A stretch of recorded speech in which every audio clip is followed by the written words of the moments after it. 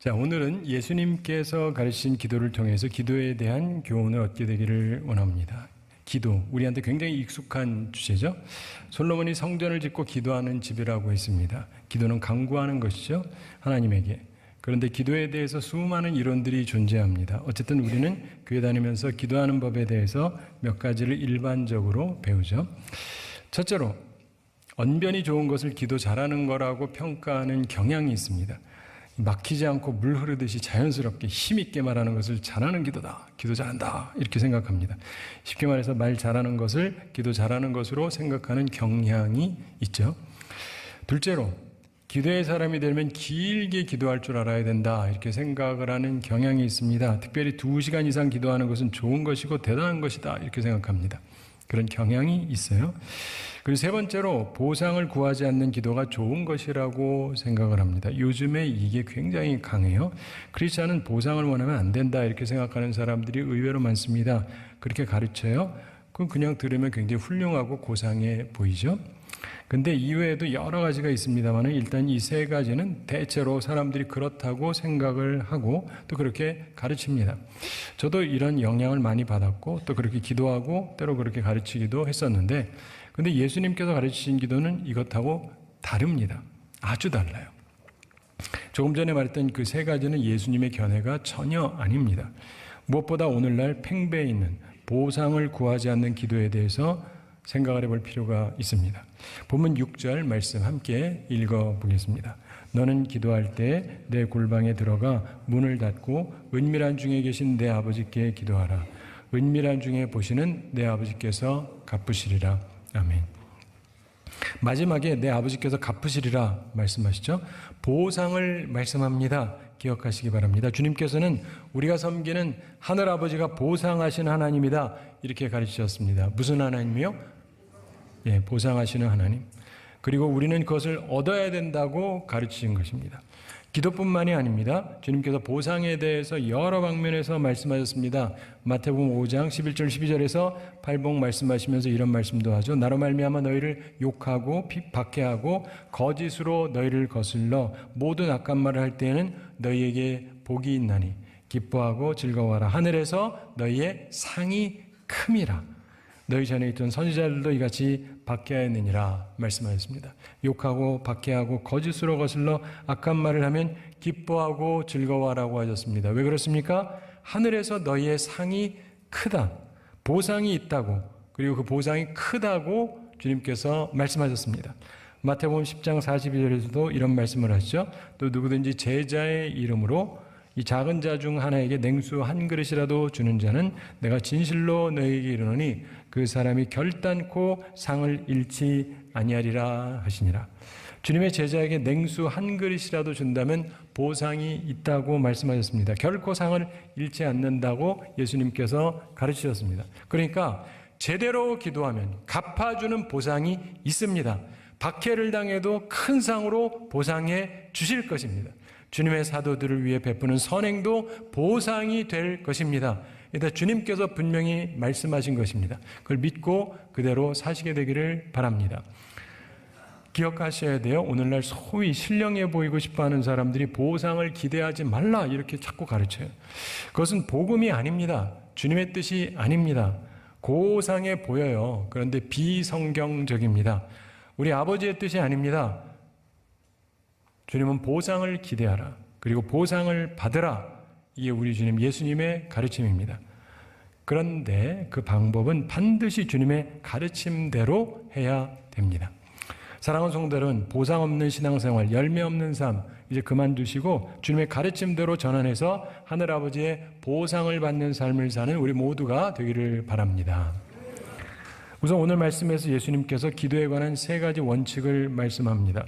기억하고 순종하게 되기를 바랍니다. 첫째로, 기도할 때 외식하는 자와 같이 하지 말라, 이렇게 말씀합니다. 따라해 보시기 바랍니다. 외식하지 말라.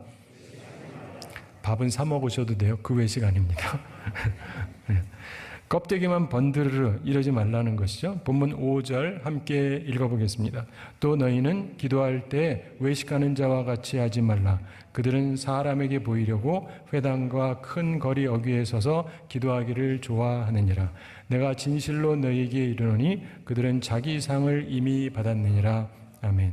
자, 기도할 때 무엇을 하지 말라고 하십니까? 외식하는 자와 같이 하지 말라.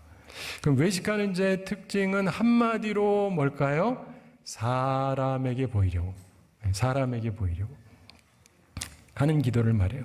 그들은 사람에게 보이려고 회당과 큰 거리 여기에 서서 기도하기를 좋아하느니라. 이렇게 말씀하는데 참고로 우리나라는 큰 거리 여기에서 기도하는 사람을 전혀 볼 수가 없습니다. 왜요?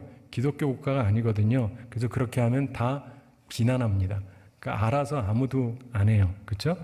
그러면 어디서 합니까? 바로 교회에 와서는 하죠. 본문의 회당, 여기서 서서 기도하기를 좋아한다 이렇게 말씀하는데 회당이 우리로 치면 교회 같은 거죠. 우리도 교회에서 서서 기도하는 사람들이 있습니다. 보통은 다 앉죠. 근데 주일 예배 시간에 기도 인도하는 사람이 있습니다.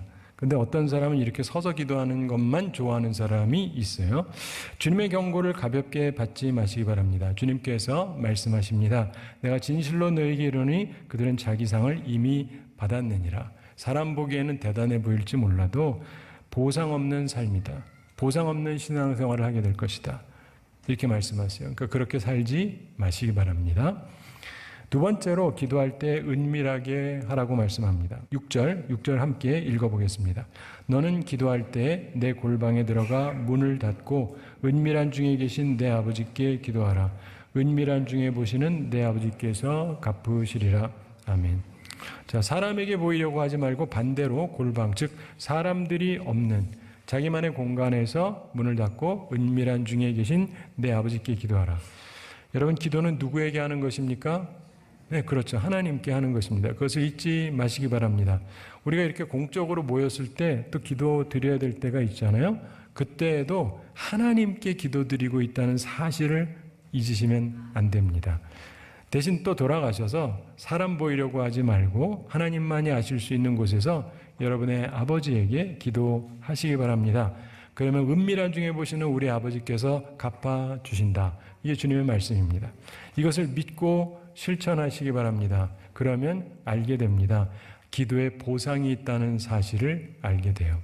기도의 보상을 기대하지 말라는 사람은 그 사람이 학자든 목사든 장로든 누구든 그는 기도를 모르는 사람입니다. 우리 주님의 가르침을 모르는 사람이에요. 보상이 있습니다. 그게 주님의 가르침이에요. 전 압니다. 여러분도 보상 받는 기도 하시기 바랍니다. 그래야 신앙생활에 맛이 나는 것입니다. 세 번째로 기도할 때 이방인처럼 중언부언하지 말라고 말씀합니다. 즉 말 많이 하지 말아라 이런 말씀을 해요. 7절 함께 읽어보겠습니다. 또 기도할 때 이방인과 같이 중언부언하지 말라. 그들은 말을 많이 하여야 들으실 줄 생각하느니라. 아멘.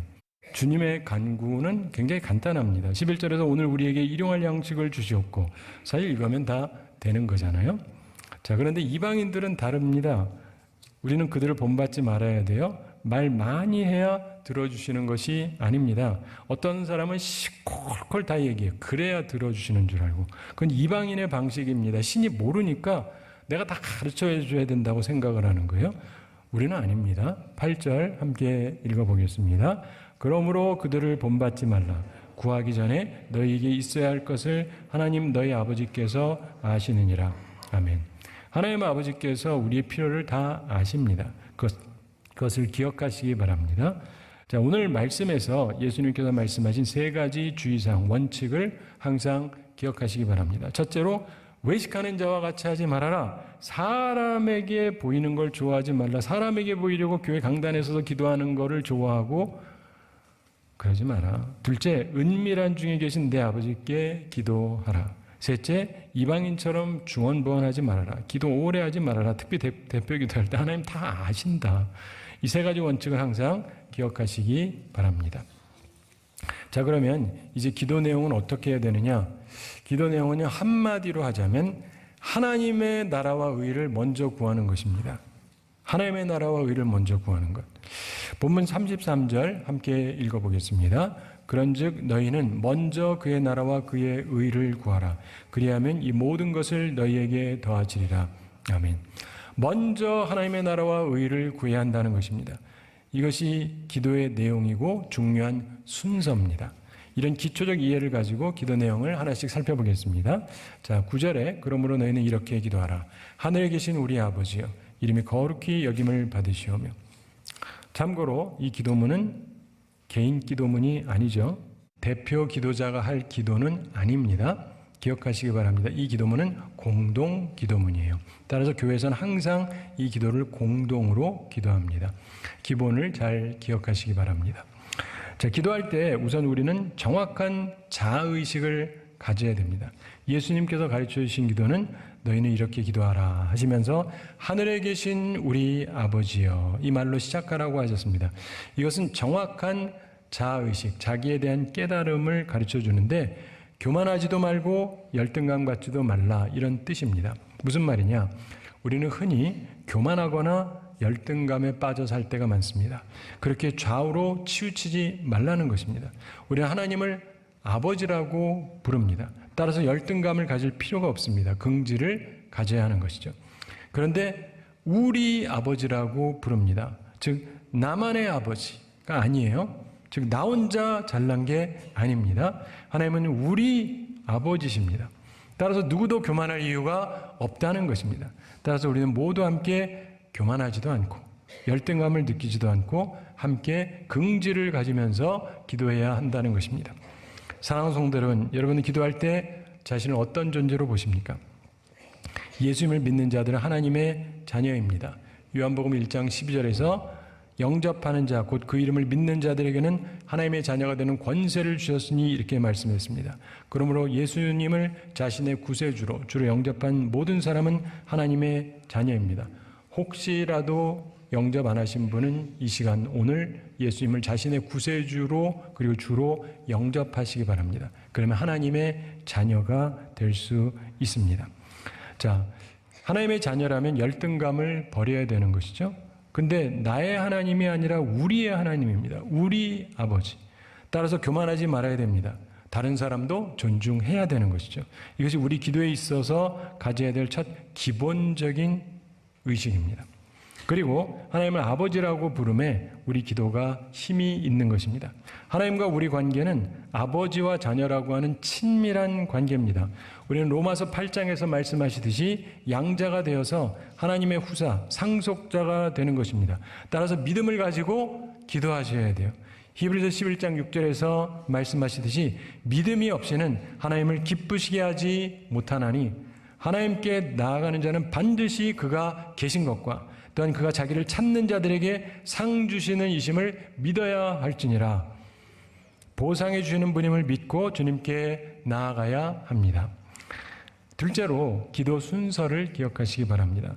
먼저 하나님의 나라와 의를 구해야 한다는 것이죠. 기도에 관한 교리적 설명이 많습니다. 그러나 예수님의 말씀을 기억하는 것이 가장 좋습니다. 본문 33절 다시 한번 읽어보겠습니다. 그런즉 너희는 먼저 그의 나라와 그의 의를 구하라. 그리하면 이 모든 것을 너희에게 더하시리라. 아멘. 바로 이것이 예수님께서 가르치신 기도의 순서입니다. 주님께서 가르치신 기도는 크게 두 부분으로 구성되어 있어요.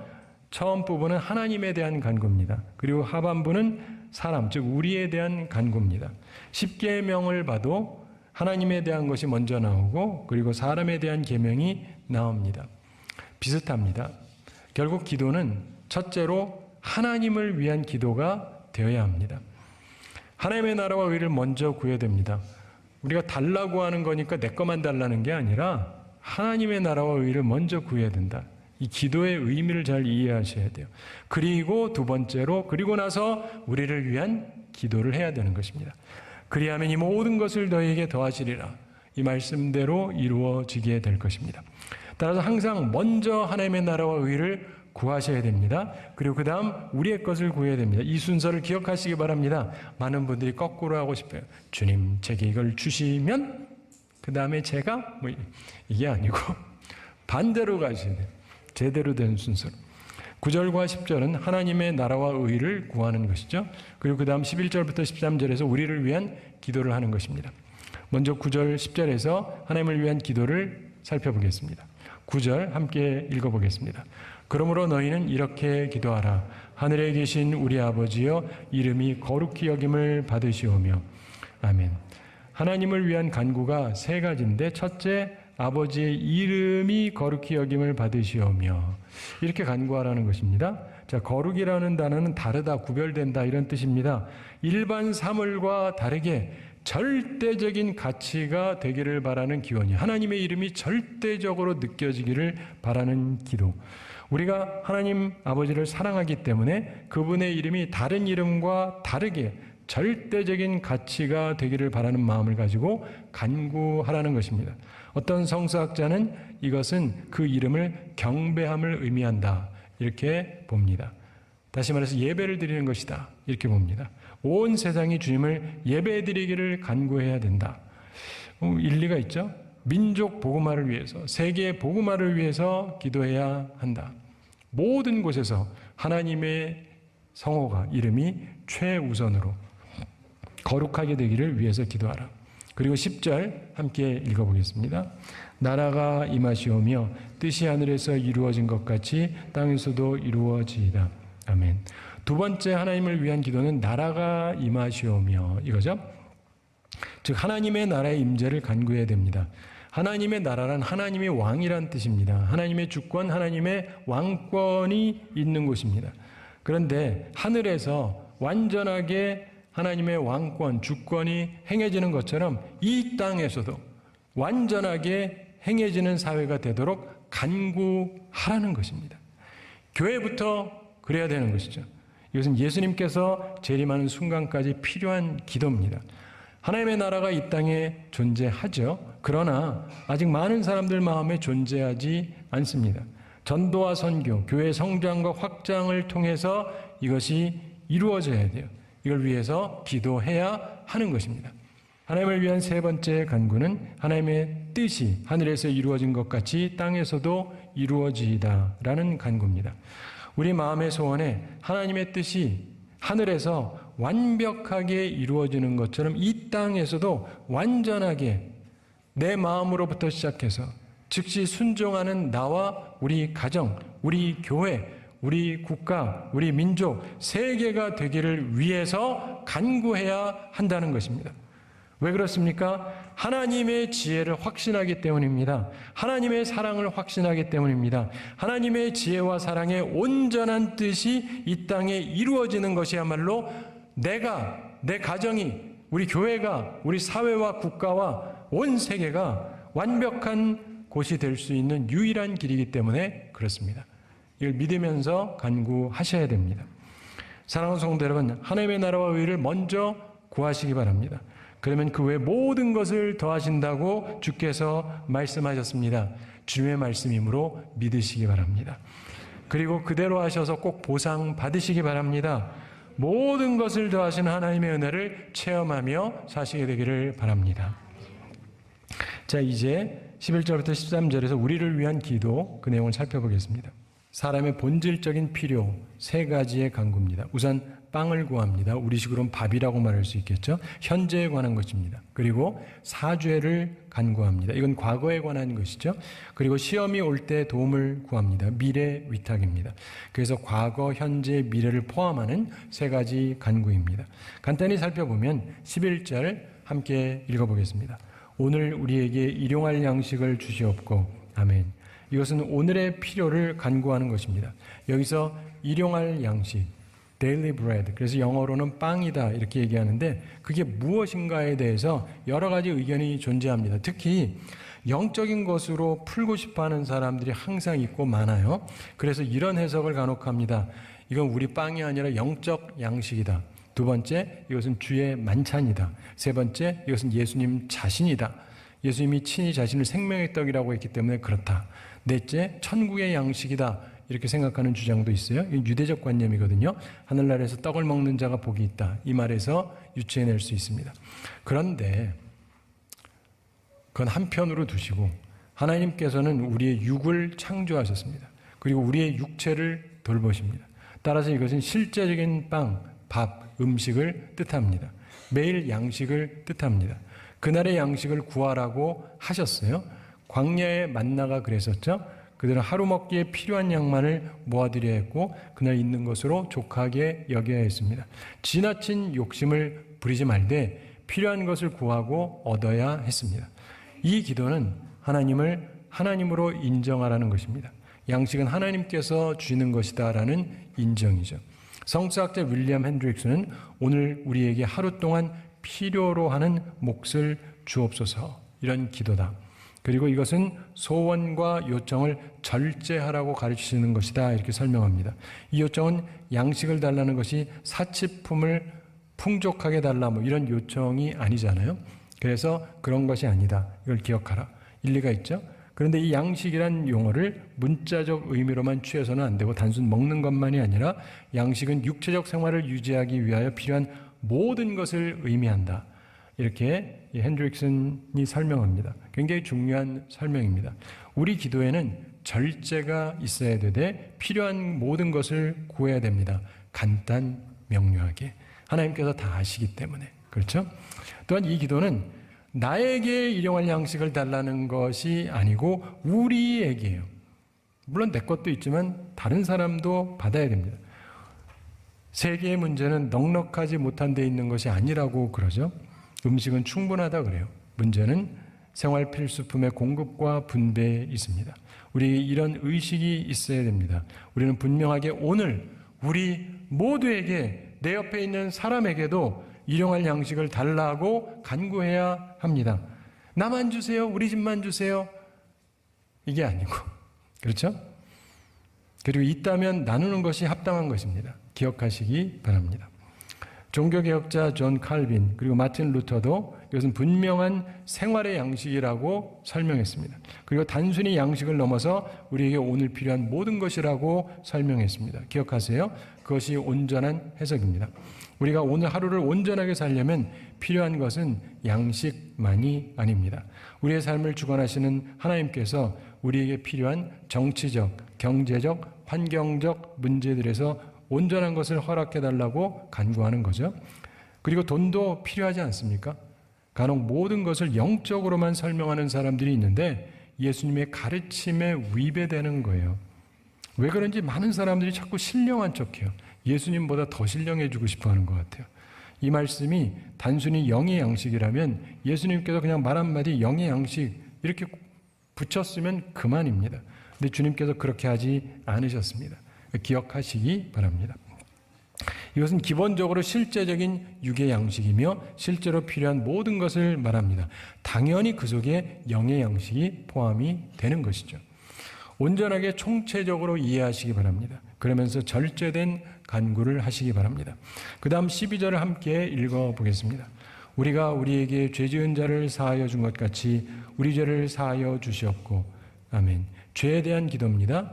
죄라는 단어가 헬라어로 보통 5가지를 많이 쓰는데 여기서는 흔히 쓰는 5번째 얘기되는 오페이에마라고 하는 말입니다. 마땅히 지불해야 할 것을 지불하지 않는 것, 빚을 진 것을 말합니다. 의무를 다하지 못한 것을 말해요. 본문의 죄는 바로 이 의미입니다. 마땅히 지불할 것을 지불하지 않는 것, 의무를 다하지 못한 것을 뜻합니다. 우리 주변에 그런 사람이 있죠? 그때 우리가 해야 할 일이 무엇이냐? 그 사람이 잘못했다 그러면 그 죄를 사해 주어야 돼요. 그리고 우리가 용서한 것 같이 우리도 용서해 달라고 구하는 것이 합당하다는 것입니다. 그 다음 미래와 시험에 대한 말씀이 나옵니다. 13절 함께 읽어보겠습니다. 우리를 시험에 들게 하지 마옵시고 다만 악에서 구하시옵소서. 나라와 권세와 영광이 아버지께 영원히 있사옵나이다. 아멘. 참고로 인생에는 여러 가지 시험이 있습니다. 시험에 들지 않기를 여러분 기도하세요? 기도하셔야 돼요. 악에서 구해달라고 기도하십니까? 기도하셔야 돼요. 그런데 어떤 분들은 통 기도 안 해요. 저 시험 들지 않게 해주십시오. 기도도 안 하고 맨날 혼자 시험 다 들어. 그러지 마시고 구하셔야 돼요. 주님 저 시험 안 들게 해주십시오. 특별히 교회에 다니시면서 교회와 말씀을 전하는 담임 목사를 위해서 기도하셔야 돼요. 예수님 잡히시던 날 밤에 제자들이 기도하지 않다가 졸다가 모두 다 시험에 빠졌던 거 기억하시죠? 시험에 들지 않게 깨어서 기도하시기 바랍니다. 악에 빠지지 마시기 바랍니다. 말씀을 맺습니다. 본문 14절, 15절에서 중요한 말씀을 또 하세요. 14절에 너희가 사람의 잘못을 용서하면 너희 하늘아버지께서도 너희 잘못을 용서하시려니와 15절 너희가 사람의 잘못을 용서하지 아니하면 너희 아버지께서도 너희 잘못을 용서하지 아니하시리라. 아멘. 제가 잘 드리는 말씀이 있습니다. 하나님은 어떤 분이시다? 하나님은요, 거울 같은 분이세요. 이 말씀이 딱 그거잖아요. 네가 어떻게 하는지 보자. 말씀을 그대로 지켜서 용서함 받으시고 보상 받으시고 복되게 살아가는 우리 모두가 되기를 바랍니다. 세종대왕이 했다고 전해지는 유명한 얘기 중에 이런 말이 있죠. 책을 100권을 읽지 말고 좋은 책 한 권을 100번 읽어라. 참 의미가 있는 얘기예요. 책을 많이 읽는 것도 좋습니다. 그러나 보다 중요한 것은 좋은 책 한 권이라도 완전히 숙지하는 게 중요합니다. 저도 이런저런 책을 굉장히 많이 봤어요. 근데 좋은 책은 따로 놓고 간혹 다시 보곤 합니다. 그래서 그 좋은 내용이 내 머리에 완전히 숙지되도록 노력을 하는데, 사랑하는 성도 여러분, 기도에 관한 책을 읽는 것도 좋고 기도를 많이 하는 것도 좋고 거기에 대해서 많이 듣는 것도 좋은데, 그런데 무엇보다도 오늘 성경에서 우리 주님께서 직접 가르쳐 주신 이 기도에 대한 원칙, 순서, 방법을 기억하세요. 기도에 관한 책 100권 읽는 것보다 이게 훨씬 유익합니다. 아무도 아멘 안 하시면 진짜 주님의 말씀이 훨씬 유익해요. 믿습니까? 네, 감사합니다. 그리고 그대로 기도해 보세요. 그래서 보상 없는 기도 생활 이제 그만두시고 보상받는 기도를 드리시기 바랍니다. 하나님께서 갚아주시는 기도를 드리시기 바랍니다. 하나님의 살아계심을 맛보며 살아가는 우리 모두가 되기를 우리 주님의 이름으로 축원합니다.